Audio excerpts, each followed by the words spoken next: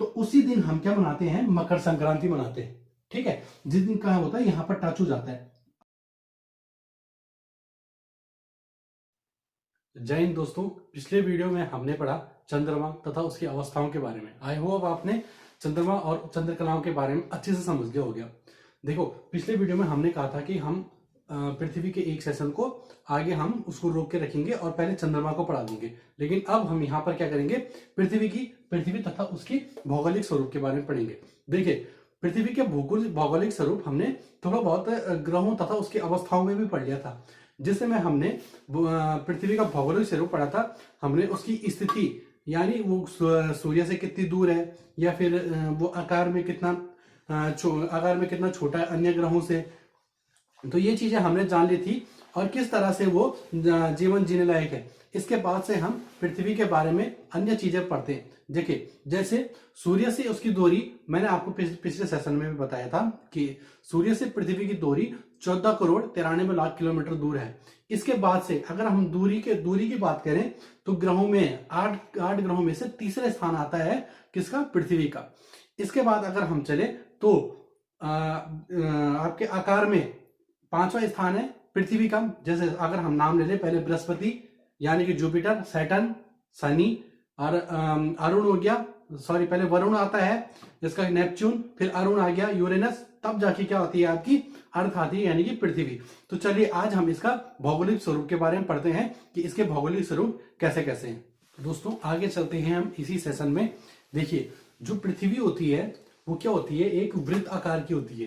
ठीक है, तो जब हम यहाँ पर समझते हैं कि जब पृथ्वी अपने ध्रुवों की ओर जाती है, देखो पोल की ओर जाती है, 2 पोल होंगे इसमें। एक तो देखो हेमिस्फीयर तो पहले 2 होंगे कि नॉर्दर्न हेमिस्फीयर और साउदर्न हेमिस्फीयर, जिसको हम क्या बोलते हैं हिंदी में, उत्तरी गोलार्ध और दक्षिणी गोलार्ध बोलते हैं। ठीक है, ये इसका क्या होता है, समतल कक्ष होता है। बीच का जो बिल्कुल बीच की लाइन होती है समतल कक्ष होता है। जो आपका बिल्कुल सीधी लाइन होती है ना, जिस अक्ष में सूर्य के चारों ओर ऐसा रास्ता, अक्ष मतलब रास्ता होता है जिस रास्ते में चारों ओर घूम रही है सूरज की, तो ये बीच है बिल्कुल इस लाइन में घूमती है। आधा उत्तरी गोलार्ध में रहता है वो और आधे दक्षिणी गोलार्ध में रहता है। ठीक है, इसके बाद जब हम क्या करते हैं, उत्तरी ध्रुव की ओर चले जाते हैं ना, तो उस समय पृथ्वी क्या हो जाती है, चपटी हो जाती है वहां से। ठीक है, और जब भी हम यहाँ पर दक्षिणी ध्रुव में भी चलेंगे तो यहाँ पर भी पृथ्वी कैसे हो जाती है, चपटी हो जाती है। जिस कारण से पृथ्वी को क्या कहते हैं, भूभाग भी कहते हैं। क्या कहते हैं, भूभाग। क्या कहते हैं, भूभाग यानी जियोइड। क्या कहते हैं इसको, जियोइड कहते हैं। ठीक है दोस्तों, तो पृथ्वी जो वृत्ताकार होती है वो ध्रुवों में चलते समय क्या हो जाती है, चपटी हो जाती है, जिसके कारण हम पृथ्वी को एक दूसरा नाम भी देते हैं, भूभाग यानी जियोइड। इसी के बारे में पढ़ना हम क्या कहलाता है, जियोग्राफी कहलाती है। देखो, भू मतलब पृथ्वी हो गई और आप मतलब इसका क्या हो जाना, ऊपर से चपटा हो जाना। इस कारण से पृथ्वी का दूसरा नाम क्या करते हैं, भूभाग भी कहते हैं। ठीक है दोस्तों, जब यहाँ पर क्या करते हैं, देखो ये इसका बीच का बिल्कुल क्या होता है, जब हम कोई वृत्त बनाते हैं तो उसका हम एक्सिस क्या करते हैं, बिल्कुल सेंटर में बनाते हैं। लेकिन इसका ध्रुव क्या होता है, बिल्कुल सेंटर में नहीं होता है, इसका तिरछा निकल जाता है। तिरछा यहाँ पर देखो, ये जो मैंने आपको डॉट डॉट करके बना रखा है, ये तिरछा निकल जाता है। यही जगह क्या होती है, आपकी पोल होती है। ठीक है, जो ये अपने अक्ष में होती है ना, तो अपने अक्ष से ये 23.5 डिग्री क्या होती है, घूमी हुई थी, मतलब झुकी हुई होती है एक तरफ के लिए। मतलब अगर ये परिक्रमा कर रही है, माना बात, इस रास्ते में ये सूरज की परिक्रमा कर रही है ना, ये सूरज की परिक्रमा कर रही है ना, तो ये बिल्कुल ऐसी नहीं होगी, ये ऐसी नहीं होगी। पता कैसी होगी, ये आपकी इस तरह की से होगी, इस तरह से, मतलब झुकी हुई होगी। अक्ष तो इसका ये हो गया, यहां से क्या होगी, ये 23.5 डिग्री क्या होगी, झुकी हुई होगी। ठीक है दोस्तों, और अगर हम इसके क्या करें, बिल्कुल समतल कोण की बात करें, मतलब समतल कोण कौन सा होता है, देखो अक्ष ही होगा। अक्ष ये पूरी गोल होगा, ये रास्ता होगा जिसमें क्या करता है, ये रेवोल्यूशन करता है किसके चारों ओर, सूरज के चारों ओर, यानी कि परिक्रमा करता है सूरज के चारों ओर। ठीक है, इस रास्ते को क्या कहते हैं, अक्ष कहते हैं। और अपने अक्ष से मतलब क्या होता है, ये होना था ना इसका, तो अपने अक्ष से जब हम ऐसा करेंगे, बिल्कुल अगर हम गोला खींचेंगे इसी के बराबर में ना, तो अपने अक्ष से कितना 23.5 डिग्री का क्या बनाएगी, कोण बनाएगी। 23.5 डिग्री का क्या बनाती है, एंगल बनाती है। और अगर हम इसके समतल कोण की बात करें, बिल्कुल ये वाला कोण की बात करें, तो यहां पर से ध्रुवों की दूरी कितनी होती है, 66 डिग्री, यानी कितनी होती है, 66 यानी 66.5 डिग्री होती है। कहां पर से, ऑर्बिटल प्लेन से, यानी समतल कक्ष से। समतल कक्ष कहां पर, जहां पर पृथ्वी का बिल्कुल सेंटर वाला इलाका होगा, ये सेंटर वाला इलाका होगा। यहां से अगर बात करें, ये तो इसका नॉर्मल होना चाहिए था, लेकिन ध्रुवों की ओर क्या है, ये थोड़ी बहुत झुकी हुई है, इस कारण से यहां पर जो एंगल बनता है वो 66.5 डिग्री का एंगल बनता है आपका। ठीक है, तो चलिए इसी टॉपिक में हम क्या करते हैं, आगे चलते हैं। और देखिए, जब हम पृथ्वी की अवस्थाओं को पढ़ते हैं ना, तो हम इसकी अवस्थाओं को दो तरीकों से पढ़ते हैं। कैसे दो तरीकों से पढ़ते हैं? हम क्या कर देते हैं, इनमें कुछ काल्पनिक रेखाएं डाल देते हैं। वो काल्पनिक रेखा, इसी से मतलब हमको पता चलता है कि इसका टाइम क्या है, इसमें क्या कर सकते, कहां पर कैसा तापमान रहेगा, किस समय कहां पर कैसा तापमान रहेगा, वो इसी दो भागों से हमको पता चलता है। एक भाग तो आपको हो जाता है अक्षांश रेखा यानी लैटिट्यूड, और एक होता है हमारा देशांतर रेखा यानी लॉन्गिट्यूड। ठीक है, तो चलिए हम अब आगे पढ़ते हैं अक्षांश रेखा को। तो दोस्तों, पृथ्वी के भौगोलिक स्वरूप में हम क्या पहला टॉपिक क्या करते हैं, स्टार्ट करते हैं, जिसमें क्या है, अक्षांश रेखा है। ठीक है दोस्तों, तो अब देखें अक्षांश रेखा, देखो आप अच्छी तरीके से समझ सकते हैं। इसको क्या बोलते हैं, लैटिट्यूड। लैटिट्यूड का मतलब क्या होता है, एक क्या होती है, लेटी हुई रेखा होती है। ये क्या होगी, पृथ्वी हो गई, और इसमें क्या हो गई, ये जो लेटी हुई रेखा होती है ना, इनको क्या बोलते हैं, हम लैटिट्यूड बोलते हैं। ठीक है, यानी कि क्या बोलते हैं, अक्षांश रेखा बोलते हैं। इसके बाद हम समझते हैं, देखो अक्षांश रेखा क्या होती है, तीन तरह की इसकी मेन होती है, मतलब तीन तरीके से। अगर तीन तरीकों को हम समझे तो सबसे पहले देखो, एक तो मेन लाइन, एक तो अगर हम क्या करते हैं, पृथ्वी क्या करते हैं, क्या होते हैं, इसी मतलब लेटी हुई रूप में क्या करते हैं, रेखा की जब हम खींच देते हैं ना, तो इसमें तीन मेन तरीके से जो क्या होंगी आपकी मेन होंगी, वो तीन तरीके से एक रेखा आ जाएंगी। जो आपकी सबसे पहले क्या होती है, विषुवत रेखा होती है, यानी कि इक्वेटर होती है। ठीक है, तो इसको हम क्या बोलते हैं, 0 डिग्री लाइन बोलते हैं। क्या बोलते हैं, इसके कई रूप होते हैं। देखो भूमध्य रेखा, भूमध्य रेखा क्या मतलब, भूमि के मध्य में चलने वाली रेखा। कहां पर, अर्थ के बिल्कुल सेंटर में चलने वाली लाइन को क्या बोलते हैं, हम इक्वेटर बोलते हैं, जो बराबर चलती है, जहां पर से नॉर्थ हेमिस्फीयर ऊपर आ जाता है और साउथ हेमिस्फीयर नीचे आ जाता है, और इनके बिल्कुल बीच में, बिल्कुल सेंटर में क्या होती है, एक लाइन खींच दी जाती है, जिसको हम क्या बोलते हैं, इक्वेटर बोलते हैं। इसको 0 डिग्री लाइन भी बोलते हैं, इसको विषुवत रेखा भी बोलते हैं, और इसको क्या बोलते हैं, भूमध्य रेखा भी बोलते हैं। ठीक है, और इसके बाद दो रेखाएं और आती है। देखो, एक क्या होती है, कर्क रेखा आ जाती है, जिसको हम इंग्लिश में क्या बोलते हैं, ट्रॉपिक ऑफ कैंसर। ठीक है, और दूसरी रेखा जो नीचे आ जाती है वो होती है मकर रेखा, जिसमें ट्रॉपिक ऑफ कैप्रिकॉर्न। देखिए, ये मुख्य रूप से इसलिए मतलब मेन होती है, जब पृथ्वी का सूर्य का चक्कर लगाती है ना, चारों तरफ सूर्य का चक्कर लगाती है, तो ये क्या होती है, अपने सेंटर से मैंने बताया था ना कि 23 डिग्री क्या होती है, ऐसे में झुकी हुई होती है। तो लाइन ये क्या होती है, इस तरीके से होती है, ये लाइन क्या होती है, इन तरीके से होती है। तो सूर्य जब ट्रेवल करता है ना, तो वो इन्हीं लाइन के बीच में इस तरीके से ट्रेवल करता है, यहां से ऊपर, फिर नीचे, यहां से फिर ऊपर, यानी कि जहां पर ये लाइन रहती है, एक तो ट्रॉपिक ऑफ कैप्रिकॉर्न और ट्रॉपिक ऑफ कैंसर, इसके ऊपर सूरज की कभी भी सीधी लाइन नहीं पड़ती। सीधी लाइन मतलब बिल्कुल सर पे सूरज होना, बिल्कुल क्या होना, सर पे सूरज होना। ठीक है, यहां पर कभी भी ऐसा दिन नहीं आता जिसमें मतलब सर पे सूरज हो। सर पे किन के सूरज होता है, जो एरिया कहां पर आते हैं, ट्रॉपिक ऑफ कैंसर से लेकर ट्रॉपिक ऑफ कैप्रिकॉर्न के बीच में आते हैं, यहां पर सूरज हमेशा क्या करता है, ट्रैवल, मतलब इस बीच में चल रहा है, मतलब सूरज, मतलब चल तो अर्थ रही है, लेकिन अभी हम सूरज को चलाते हुए देखते हैं। जब सूरज क्या करता है, जब अर्थ ट्रैवल करती है, तो सूरज इनके बीच में, केवल इनके बीच में चमकता है, कुछ इस तरीके से। कभी क्या करता है, वो ट्रॉपिक ऑफ कैंसर से नीचे आता है ट्रॉपिक ऑफ कैप्रिकॉर्न में, और फिर यहां से ऊपर चलता है ट्रॉपिक ऑफ कैंसर की तरफ। जब यहां पर आता है, यहां पर ट्रॉपिक ऑफ कैप्रिकॉर्न यानी मकर रेखा में, तो उसी दिन हम क्या मनाते हैं, मकर संक्रांति मनाते हैं। ठीक है, जिस दिन क्या होता है, यहां पर टच हो जाता है, और यहां पर से जब उत्तर की तरफ यानी नॉर्थ की तरफ, उत्तरी ध्रुव की तरफ चलने लग जाता है, तो मतलब इसलिए हम क्या बोलते हैं, हिंदू धर्म में इसको हम बोलते हैं कि सूर्य अब उत्तरायण हो गया, मतलब उत्तर की तरफ चलने लग गया। ठीक है, तो यहां पर से जब सूरज ऊपर की तरफ चलने लग जाता है, मकर रेखा से ऊपर की तरफ चलने लग जाता है सूरज, तो इसको क्या बोलते हैं, हम उत्तरायणी बोलते हैं। ठीक है, और जब सूरज यहां पर पहुंच जाता है, बिल्कुल यहां पर, तो उस समय यहां पर क्या होता है, देखो जब सूरज क्या होगा, नॉर्थ हेमिस्फीयर में होगा, तो पूरे नॉर्थ हेमिस्फीयर में क्या होगी, गर्मी होगी, और जब साउथ हेमिस्फीयर में होगा, तो साउथ हेमिस्फीयर में क्या हो जाती है, गर्मी होती है, लेकिन पूरे एरिया में नहीं होती। जहां पर आपकी देखो दो लाइन हम और दे देते हैं, देखो यहां पर क्या आ जाती है, दो लाइन हम और ऊपर और नीचे खींच देते हैं। ये लाइन हम इसलिए खींचते हैं क्योंकि ये पोल को क्या करती है, अलग करती है। क्या करती है, ये पोल मतलब ध्रुवों को क्या करती है, अलग करती है। इसलिए हम इनको इन लाइनों को आसानी से क्या कर देते हैं, नाम दे देते हैं। ऊपर को दे देते हैं नॉर्थ पोल लाइन, और नीचे दे देते हैं साउथ पोल लाइन। ठीक है, यानी कि दक्षिणी ध्रुव वृत्त और उत्तरी ध्रुव वृत्त। ठीक है, अगर हम इनके कोण के बारे में नापे, मतलब अब हम क्या करेंगे, शुरू में मैंने बोला जिस तरह से क्या होती है, अर्थ हमारी क्या है, घूमी हुई है, उसी तरीके से हम यहां पर समझते हैं। ठीक है, देखो ये एंगल है ना, एंगल को समझना बहुत आसान है। जैसे यहाँ पर 23.5 डिग्री झुकी हुई थी ना, 23.5 डिग्री क्या थी, झुकी हुई थी, और समतल से क्या थी, 66.5 डिग्री झुकी हुई थी। बस तुमको ये आंकड़े याद रखने, 23.5 डिग्री और 66.5 डिग्री, बस तुमको ये याद रखना है, बाकी तुमको पूरा अक्षांश रेखा यहाँ पर याद हो जाएगी। देखिए जब हम समतल से कर्क रेखा की ओर चलते हैं, मतलब कर्क रेखा इधर की साइड चलेंगे, मतलब इसका कोण नापेंगे, इसका एंगल नापेंगे, तो इसका एंगल होता है 23.5 डिग्री, 23.5 डिग्री, ठीक है। इसका कोण नापने किससे, कर्क रेखा का, इतने ऊपर है वो, पृथ्वी के समतल से इतने ऊपर। और अगर हम उत्तरी ध्रुववृत्त यानी नॉर्थ पोल लाइन को नापेंगे, तो इसकी कितनी होगी, 66.5 डिग्री, 66.5 डिग्री। और इसी को बिल्कुल आप नीचे पलट दो, इसी को नीचे पलट दो। क्या करते हैं, जब हम मकर रेखा में करते हैं, तो यहां पर की कितनी होगी, यहां पर भी होगी 23.5 डिग्री, 23.5 डिग्री। और जब हम किसको नापेंगे, दक्षिणी ध्रुवीय वृत्त को नापेंगे, तो इसकी लाइन होगी 66.5 डिग्री, 66.5 डिग्री, कुछ इस तरीके से।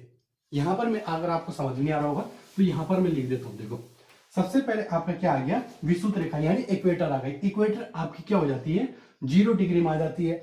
इसके बाद जब हम क्या करें, हमने यहाँ पर एंगल नापा था ना, तो एंगल यहाँ पर कितना होगा, 23.5 डिग्री हो गया, 23.5 डिग्री यहाँ पर आ गया। और इसके बाद नॉर्थ पोल लाइन में हम क्या करते हैं, नॉर्थ पोल लाइन में हम मारते हैं 66.5 डिग्री, 66.5 डिग्री। केवल दो आंकड़े आपको याद रखने, बाकी आपको ये पूरी अक्षांश रेखा आपको अपना आप ही याद हो जाएगी। इसके बाद फिर हम मकर रेखा में चल जाते हैं, तो मकर रेखा में फिर से आपकी 23 डिग्री आ जाती है, 23.5 डिग्री आ जाती है, और साउदर्न पोल लाइन में आपकी आ गई 66.5 डिग्री। ठीक है दोस्तों, तो अब यहां पर हम इनके महत्व के बारे में जानेंगे। इनका महत्व क्या है, इन लाइन का क्या महत्व क्या है। देखिए जब सूरज देखो इनके बीच चलता है, तो इतना तो कंफर्म है कि इनके बीच कभी भी सर्दियां नहीं पड़ेंगी, इनके बीच कभी भी सर्दियां नहीं पड़ेंगी। तो दोस्तों इसके बाद क्या करते हैं, हम अक्षांश रेखा के महत्व के बारे में समझते हैं। देखिए जब क्या होता है, हम इन रेखाओं को खींचते हैं ना, जो हम काल्पनिक रेखाओं को जब खींचते हैं, देखिए ये रेखाएं जो है ये पहले से बनी हुई नहीं है, ये हमने क्या कर रखी है, बना रखी है, हमने खुद बना रखी है। क्योंकि हमको पता है तो सूरज यहाँ से यहाँ के तरफ घूमता है, तो हमने क्या कर दी, यहाँ पर एक लाइन खींच दी। और यहाँ पर क्या होता है, पृथ्वी का अक्ष होता है, तो हमने बिल्कुल एक सीधे में क्या कर दिया, हमने बीच में क्या कर दी, लाइन खींच दी। और सूरज यहाँ से क्या करते हैं, ट्रेवल करते करते यहाँ तक पहुंचता है, तो दूसरी लाइन क्या कर दी हमने, नीचे के साइड के लिए खींच दी। ठीक है, लेकिन इसलिए भी इन लाइनों को क्या होता है, एक महत्व होता है। ये जो अक्षांश रेखा के, अगर आपको पूछे अक्षांश रेखा क्या बताती है, तो वो पूरी पृथ्वी में क्या करती है, तापमान बताती है कि कहां पर का कैसा तापमान है। ठीक है, जब हमको ये लाइन खींची हुई रहती है, तो अगर मकर रेखा में, जैसे हम बोलते हैं कि अगर मकर रेखा में सूर्य है, तो उत्तर की तरफ में क्या होगी, सर्दियां चल रही होंगी। देखिए अब इनको ऐसे करके समझते हैं। जब देखिए ये क्या होता है, इनके बीच मकर रेखा से, सॉरी कर्क रेखा से मकर रेखा, इनके बीच में जो एरिया होता है ना, वो उष्ण कटिबंधीय क्षेत्र होता है, यानी कि क्या होता है, ट्रॉपिकल रीजन होता है। वहां पर ट्रॉपिकल रीजन कैसे होता है, जहां पर कभी भी सर्दियां नहीं पड़ती हैं। ठीक है, यहां पर क्या नहीं होती, कभी भी सर्दियां नहीं पड़ती हैं। ठीक है, तो देखिए जब यहाँ पर कैप्रिकॉन से और हम चलते हैं यहाँ पर साउदर्न पोल लाइन की तरफ, तो इसके बीच क्या होता है, शीतोष्ण कटिबंध, यानी क्या होता है, टेम्परेट बेल्ट आ जाती है। यहाँ पर देखो शीतोष्ण, ये दो शब्दों से मिलकर बना है, शीत और उष्ण। उष्ण का मतलब होता है गर्मी, और शीत का मतलब होता है सर्दी। यानी यहाँ पर क्या होती है, सर्दी और गर्मी क्या होती है, बराबर बराबर होती है। कहां पर, जहां पर क्या चलती है, शीतोष्ण कटिबंध क्षेत्र चलता है। और लास्ट में आ जाता है आपका शीत कटिबंध। यहाँ पर 12 महीने, मतलब यहाँ पर जो लाइन शुरू जाती है ना, किसके बाद, दक्षिणी ध्रुव वृत्त के बाद और दक्षिणी ध्रुव की तरफ, यहाँ पर जो लाइन जाती है, यहाँ पर 12 महीने क्या होता है, टेम्परेचर क्या होता है, बिल्कुल लो रहता है। अब देखो यहाँ पर भी, अब यहाँ पर तो मैंने ये बता दी कि सूरज यहाँ पर ट्रैवल कर रहा है, तो हमको ये लाइन खींचने की जरूरत क्यों पड़ी, ये उत्तरी ध्रुव और ये दक्षिणी ध्रुव। देखो इसको ऐसे समझते हैं, जब यहाँ पर क्या होता है, यहाँ पर टेम्परेचर कैसे बताया मैंने आपको, शीतोष्ण कटिबंध, मतलब सर्दी और गर्मी क्या है, बराबर है, मतलब गर्मी भी कभी कभी ना कभी आ रही है। लेकिन ये जो एरिया है ना, ये जो कैप्रिकॉन से यहाँ पर, सॉरी दक्षिणी ध्रुव वृत्त से यहाँ पर बिल्कुल पोल की तरफ जा रही है लाइन, यहाँ पर कभी भी आपकी गर्मियां नहीं पड़ती हैं, कभी भी। ठीक है, और यहाँ पर भी सेम, इसके ऊपर चल जाओ, देखो यहाँ पर क्या हो गया आपका, इक्वेटर से यहाँ पर कर्क रेखा, इसके बीच में देखो सेम क्या हो जाएगा, यहाँ पर उष्ण कटिबंध क्या आ जाता है, यहाँ पर क्षेत्र आ जाता है। और इसके कर्क रेखा से और ऊपर की तरफ चलते हो आप उत्तरी ध्रुव वृत्त की तरफ, तो सेम यहाँ पर भी शीतोष्ण आ जाता है, बिल्कुल इसको उल्टा। जैसे यहाँ पर शीतोष्ण कटिबंध था ना, यहाँ पर भी, क्योंकि यहाँ पर तक क्या आ रहा है, सूरज आ रहा है। जब यहाँ पर तक सूरज पहुंचेगा, तो वो अपनी क्या करेगा, थोड़ा थोड़ा एनर्जी यहाँ तक या फिर यहाँ तक, यहाँ तक, यहाँ तक। सूरज की लास्ट एनर्जी कहाँ होती है, यहाँ तक होती है। लास्ट मतलब जो उसकी जो उसकी रोशनी पहुंचती है वो केवल यहाँ तक पहुंचती है। वो यहाँ पर यहीं पर तक क्यों पहुंचती है, इसके आगे क्यों नहीं पहुंचती, ये मैं आपको बताऊंगा जब हम क्या करेंगे, पृथ्वी की गतियों के बारे में पढ़ेंगे। फिलहाल हम यहाँ पर समझ लेते हैं, जब सूरज यहाँ पर पहुंचता है तो यहीं तक वो क्या करता है, अपनी गर्मी पहुंचा पाता है, या फिर जब यहाँ तक पहुंचता है तो केवल यहीं तक अपनी क्या करता है, गर्मी पहुंचा पाता है। इसके नीचे अपनी गर्मी नहीं पहुंचा पाता हो, मतलब उसका हमको केवल लाइट दिखाई देती है, उसकी गर्मी नहीं दिखाई देती। जैसे हमको बल्ब दिखता है ना दूर से, केवल उसकी हमको लाइट दिखाई देती है, गर्मी नहीं दिखाई देती। तो वैसे क्या होता है, इसकी भी क्या होती है, रेंज होती है, गर्मी की रेंज होती है, लेकिन लाइट पूरी पहुंच जाती है, गर्मी हमारे पास नहीं पहुंचती है। ठीक है, तो हम क्या करते थे, एक लाइन यहाँ पर खींचते हैं, क्योंकि यहाँ पर क्या है, पूरा 12 महीने क्या चलता है, आपका शीत चलती है। ठीक है, अब इसके बाद जब बीच में आ जाए तो यहाँ पर देखो जो यह क्या है, ये इक्वेटर है। देखो जब ये क्या कर रहा है, कर्क रेखा से मकर रेखा की तरफ सूरज चल रहा है, तो क्या है, भूमध्य रेखा में एक बार सूरज आ रहा है, और फिर यहां से जब ऊपर जा रहा है फिर से भूमध्य रेखा में क्या आ रहा है, सूरज आ रहा है। यानी कि ये जो भूमध्य रेखाएं होती है ना, इसमें सूरज क्या होता है, काफी बार चलता है, मतलब ज्यादातर, मतलब इन तीनों रेखा में से सबसे ज्यादा बार सूरज किस रेखा में चलता है, इक्वेटर यानी भूमध्य रेखा में चलता है। इसलिए इस जगह में आने वाले जितने भी देश होते हैं ना, जितनी भी कंट्रीज होती है, वहां के लोगों का रंग कैसा होता है, काला होता है। देखो जो यहाँ पर रहते हैं, यहाँ पर जो एरिया आ जाता है ना, यहाँ पर यूरोप कंट्रीज आ जाती है, अमेरिका आ जाता है, जापान आ जाता, जापानीज वगैरह आ जाते हैं। कभी इन लोगों का आपने काला देखा, कभी नहीं देखा होगा। लेकिन जो इस यहाँ पर इक्वेटर पे जो लाइनें पड़ जाती हैं, जो इक्वेटर पे मतलब जो यहाँ पर देश आते हैं, जैसे आपका क्या हो गया, ब्राजील आ गया, आपका ये दक्षिण अफ्रीका के जितने क्या बोलते हैं, सॉरी अफ्रीका के जितने भी देश आ गए, आपके आपके मिस्र हो गए, या फिर तंजानिया वगैरह हो गया, ये काफी देश हो गए। यहाँ पर जब ये देश आ जाते हैं तो यहाँ के लोग क्या हो जाते हैं, आपके बहुत जैसे मतलब काले होते हैं, मतलब उनका रंग आपने देखा होगा, काला होगा। और यहाँ पर का जो यहाँ पर सर्दियां रहती है, जहां पर मतलब टेम्परेचर मतलब बदलता रहता है, वहां पर के लोग देखे होंगे आपने, गोरे गोरे देखे होंगे, जैसे यूरोप वगैरह के होते हैं वैसे। ठीक है, ऐसा समझ गए होंगे। तो यहाँ पर देखो सूरज की वजह से रहने के कारण उनकी त्वचा कैसे हो गई है, काली हो गई है। उनको पता चल गया, मतलब धूप यहाँ पर जब हम क्या करते हैं, यहाँ पर ज्यादा से ज्यादा मतलब टेम्परेचर कभी 55 डिग्री, कभी 56 डिग्री, इतने तक चले जाता है यहाँ पर टेम्परेचर।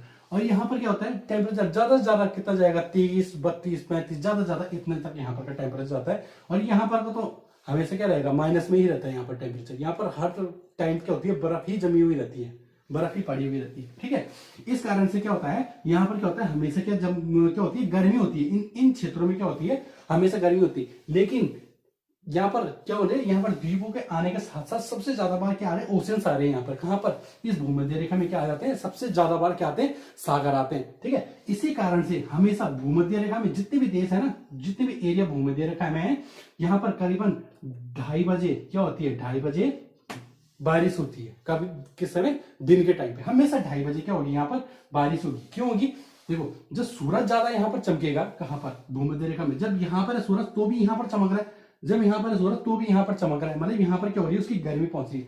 तो सबसे ज्यादा क्या करेगा वो, इवेपोरेट कहां पर करेगा, पानी को, इसी जगह पे तो करेगा वो पानी को इवेपोरेट। इस कारण से जब पानी ऊपर आ जाता है इसका, तो सबसे ज्यादा बारिश क्या करता है, इन्हीं लाइन पे करता है। किस लाइन पे, विषुवत रेखा यानी इक्वेटर पे करता है। ठीक है, जब हम अक्षांश रेखा के बारे में, दोबारा मैं बता रहा हूं, जब हम अक्षांश रेखा के बारे में पढ़ते हैं, कोई आपको पूछेगा अक्षांश रेखा किस काम आती है, पेपरों में कभी कोई पूछ लेता है ना, अक्षांश रेखा किस काम आती है, तो आपको पता है कि टेम्परेचर बताने के काम आती है। और देशांतर रेखा यानी लॉन्गिट्यूड किस काम आती है, वो टाइम बताने काम आती है। वो हम क्या करेंगे, अगले सेशन में पढ़ेंगे। फिलहाल आज के लिए क्या करते हैं, इसको इतना ही छोड़ देते हैं। ठीक है, आपके अक्षांश रेखा आपके समझ में आ गई होंगी। अगर आपको कोई क्वेश्चन होगा, कोई आपका डाउट होगा, तो आप कमेंट सेक्शन में हमको पूछ सकते हैं, हम आपका उसका आंसर देंगे। ठीक है दोस्तों, जय हिंद, धन्यवाद।